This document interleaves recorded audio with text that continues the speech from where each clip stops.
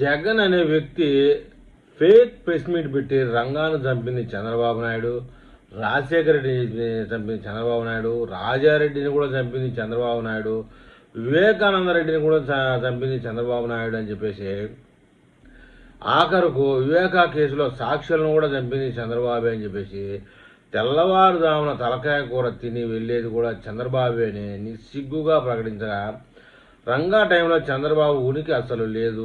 పైగా ఆ హత్యలో నిందితులు దేవినేని కుటుంబం వాళ్ళని వైసీపీలో చేర్చుకుంది కూడా జగన్మోహన్ రెడ్డి. అలాగే రాజారెడ్డి హత్యలో నిందితుడు సతీష్ రెడ్డిని కూడా పార్టీలో చేర్చుకుంది జగన్మోహన్ రెడ్డి. ఇక వైఎస్ హత్యలో రిలయన్స్ హస్తం ఉందని మురిగి మురిగి మురిగి జగన్ చివరాఖరికి వాళ్ళకి రాజ్యసభ సీట్ ఇచ్చింది కూడా జగనే. వివేక హత్యలో ప్రధాన నిందితుడు అవినాష్ రెడ్డికి ఎంపీ సీట్ ఇచ్చింది జగనే. ఇలా హంతకులను పార్టీలో చేర్చుకుంది. నిందలు ఎదుటి వాళ్ళ మీదకు వేస్తే ఎలారా నాయన జగన్మోహన్ రెడ్డి అంటూ వివేక కూతురు సునీత గారు నిలదీయడంతో ఈ వార్తలన్నీ వైరల్గా మారాయండి.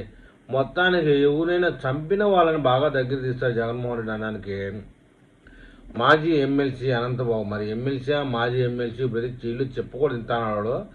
వాడిని డోర్ డెలివరీ చేసి మర్డర్ చేసినా కూడా ఏమాత్రం ఆడి పదవికి కానీ ఆడి హోదాకు కానీ ఏమాత్రం ఇబ్బంది లేకుండా చేసిన మటుకు జగన్మోహన్ రెడ్డి అండి.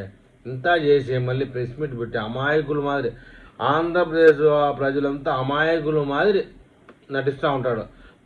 నటించి నటనకు గురైపోయి పోయినసారి 11 వస్తే ఈసారి పోయినాటు పులివెందల అనేది కూడా జరిగి తీరుతుందని చెప్పాలి మరి.